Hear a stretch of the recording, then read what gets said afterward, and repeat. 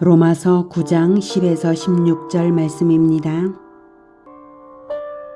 그뿐 아니라 또한 리브가가 우리 조상 이삭 한 사람으로 말미암아 임신하였는데 그 자식들이 아직 나지도 아니하고 무슨 선이나 악을 행하지 아니한 때에 택하심을 따라 되는 하나님의 뜻이 행위로 말미암지 않고 오직 부르시는 이로 말미암아 서게 하리 하사 리브가에게 이르시되 큰 자가 어린 자를 섬기리라 하셨나니 기록된 바 내가 야곱은 사랑하고 에서는 미워하였다 하심과 같으니라.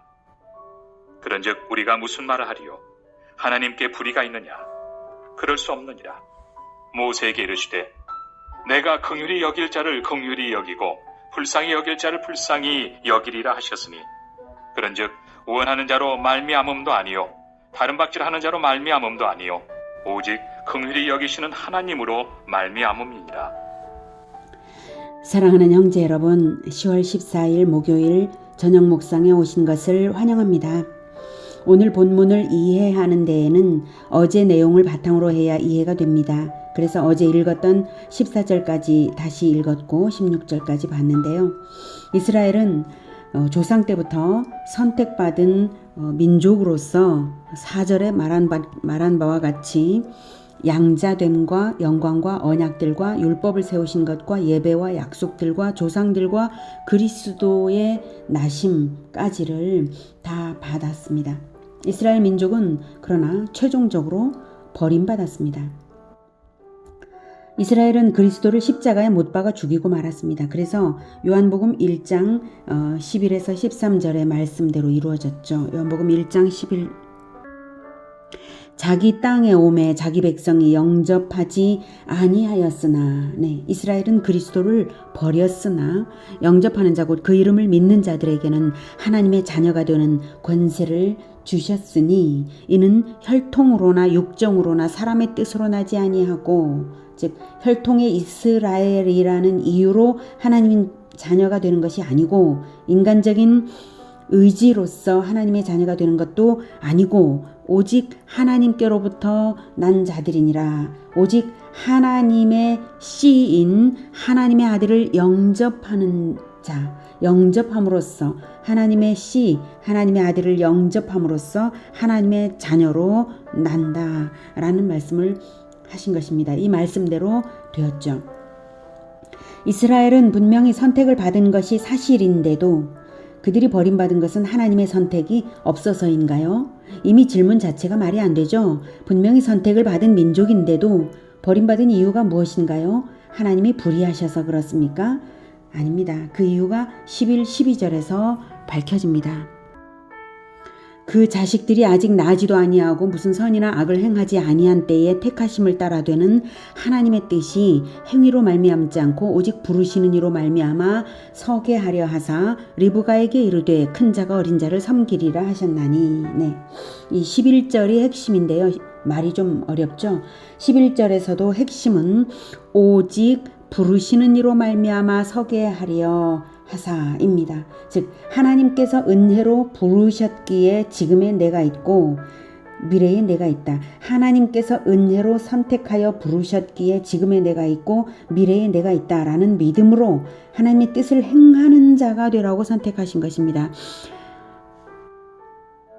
하나님의 뜻이 바로 부르시는 이로 말미암아 서게. 그래서 하나님의 뜻을 행하는 자가 되는 것이 바로 부르시는 이로 말미암아 하나님의 뜻을 내가 행할 능력도 있고 하나님의 뜻을 행하게 되었다. 이걸 알게 하라는 것입니다. 알게 하려는 것입니다. 행위가 필요 없다는 의미가 아닙니다. 오해 마시기 바랍니다. 죄악된 행위가 필요 없는 것이지 하나님의 뜻을 행하는 믿음의 행위는 필요한 것입니다. 다시 강조하면 하나님께서 은혜로 부르셨기에 지금의 내가 있고 미래의 내가 있다라는 믿음으로 하나님의 뜻을 행하는 자가 되라고 선택하신 것입니다. 의미를 생각하면서 다시 11절을 읽어볼까요? 그 자식들이 아직 나지도 아니하고 무슨 선이나 악을 행하지 아니한 때에 택하심을 따라 되는 하나님의 뜻이 행위로 말미암지 않고 오직 부르시는 이로 말미암아 서게 하려 하사. 태어나기 전부터 은혜로 선택된 것은 내가 선택받을 만해서 선택받은 거야 라는 자기의 행위, 자기의 어떠함, 근거로 생각하지 못하도록, 내가 선택받을 만해서 선택받은 거야 라고 생각할 근거가 하나도 없게 하신 것입니다. 태어나기 전에 이미 선택하신 것입니다. 오직 하나님께서 은혜로 부르셨기에 지금의 내가 있고 미래의 내가 있다. 그러니 하나님의 뜻을 행하는 그것밖에 내가 할 것이 없다.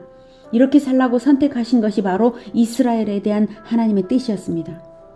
하나님의 뜻은 큰 자가 어린 자를 섬기리라 라고 하신 대로 큰 자가 섬기는 나라를 이루는 것입니다. 그래서 하나님께서 나를 선택하셨으니, 하나님께서 우리 이스라엘을 선택하셨으니 큰 자가 어린 자를 섬기자.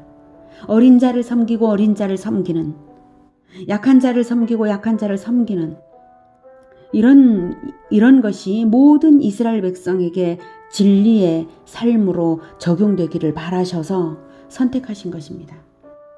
그러나 하나님께서 선택하신 뜻에 합당하게 살지 못한 것이 바로 이삭 가정입니다. 그 중에서 에서는 장자이면서도, 즉 방금 읽었던 로마서 9장 4절, 장자로서 가진 게 무엇입니까? 양자됨과 영광과 언약들과 율법을 세우신 것과 예배와 약속들과 조상들과 그리고 그리스도가 태어날 그 약속이 있었지 않습니까? 자, 그 놀라운 장자권이 그것이 들어있는 놀라운 장자권을 가진 자이면서도 언약의 장자권을 경멸하여서 팥죽 한 그릇에 팔아치울 정도의 불신자였습니다. 언약을 믿지 않은 것이죠. 그래서 하나님께서 야곱은 사랑하고,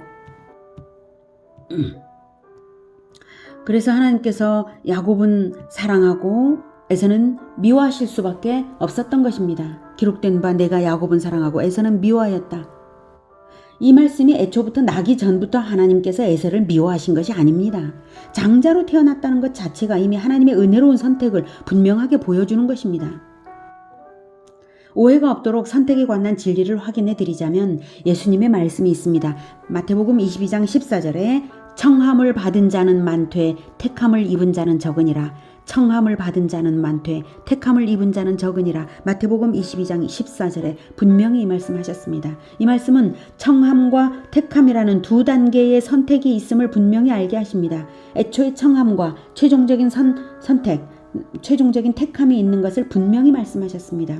이 부분을 이해가 안 되시면 마태복음 22장의 비유를 다시 한번 보시길 바랍니다. 그 비유를 말씀하신 직후에 14절을 말씀하셨거든요.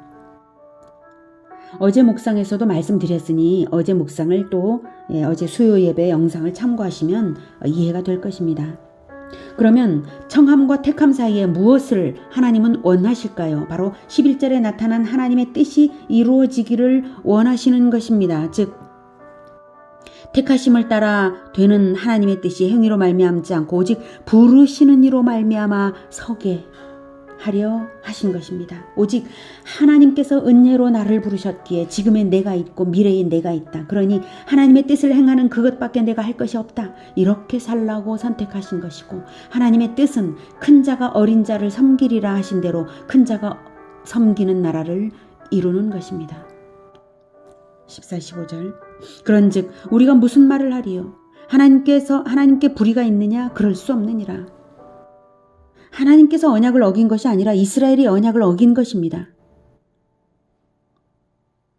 그래서 언약을 배신했기 때문에 하나님께서 에서를 미워하실 수밖에 없었고 하나님께서 이스라엘을 버릴 수밖에 없었던 것입니다. 하나님께 불의가 없습니다. 15절. 모세에게 이르시되 내가 긍휼히 여길 자를 긍휼히 여기고 불쌍히 여길 자를 불쌍히 여기리라 하셨으니. 15절 말씀은 이스라엘이 10계명 받은 지 불과 40일 만에 금송아지 우상 숭배로 하나님을 배신했을 때에 하나님은 이스라엘을 진멸하고자 하셨었죠. 그때 모세의 중보기도로 제발 용서해달라고 했을 때 모세가 뭘 가지고 기도했습니까?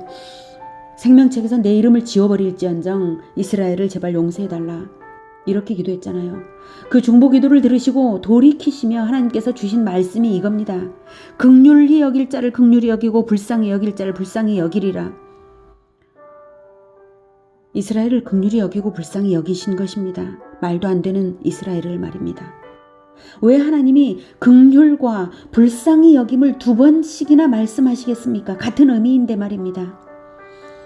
내가 잘나서 하나님께 선택받았다고 생각지 말고 오직 긍휼히 여김을 받고자 사모하라는 뜻입니다. 내가 긍휼히 여기지 않으면 설 수가 없는 자입니다. 오직 불쌍히 여김 받을 자가 나 자신임을 기억하고 가난한 마음으로 사모하라는 뜻입니다. 내가 잘나서 내 힘으로 천국을 만들 수 있을 것이라고 착각도 말고, 내가 잘나서 하나님이 나를 선택하셨다고도 착각을 말라는 말씀입니다. 오직 긍휼히 여기셔서 선택하셨으니 끝까지 긍휼히 여김을 받기를 원하며, 선택받은 은혜에 감격하며 오직 하나님의 뜻을 행하라는 말씀입니다. 16절 그런즉 원하는 자로 말미암음도 아니요 다른 박질하는 자로 말미암음도 아니요 오직 긍휼히 여기시는 하나님으로 말미암음이니라. 언약이란 원래 두 단계가 있는 것입니다. 애초에 약속과 최종 성취가 있는 것이죠. 최종 성취도 택함이죠. 천국으로 들어가는 것이니까요. 하나님께서 청함과 택함의 이중적 단계로서 언약을 주시는 뜻은 청함을 받은 자가 택함이 내포된 언약을 믿고 언약에 합당하게 살라는 것입니다. 하나님께 긍휼히 여김을 받고자 하며 하나님의 뜻을 행하며, 그래서 택하여 주신 하나님의 은혜에 감격할 때에 비로소 언약의 주 하나님께 합당한 것입니다. 오늘은 청함을 받은 우리가 최종 택함에 이르기까지 오직 믿음으로 가야 할 것을 배웠습니다. 하나님께서 은혜로 부르셨기에 지금의 내가 있고 미래의 내가 있다. 그러니 하나님의 뜻을 행하는 그것밖에 내가 할 것이 없다. 이 마음을 잊지 마시고 큰 자가 어린 자를 섬기리라 하신 대로 큰 자로서 섬기는 나라를 이루는 우리 모두가 되기를 축복합니다. 기도하겠습니다. 하나님, 우리는 참으로 긍휼히 여김을 받지 못한다면 설 수 없는 자들입니다. 오직 하나님께서 우리를 불쌍히 여기셔서 우리를 은혜로 부르신 그 부르심을 끝까지 굳건하게 하여 주시고, 은혜로 부르신 그 부르심에 참으로 우리가 그 은혜가 얼마나 크고 놀라운 은혜인지를 날마다 더욱 깊이 깨달아가며 알게 하여 주셔서 우리가 하나님의 뜻을 행하는 자들이 다 되게 도와주시옵소서. 우리가 하나님의 뜻대로 어린 자를 섬기고 약한 자를 섬기고 모든 사람을 섬기며 하나님께서 얼마나 은혜로우신 분이신지를 나타내며 살겠습니다. 주님, 우리를 선택하여 주셔서 주 예수 그리스도의 언약의 피로 우리를 선택하여 주시고 구원하여 주셔서 정말 감사합니다. 예수님의 이름으로 기도드립니다. 아멘. 이어지는 시간은 개인 기도 시간입니다.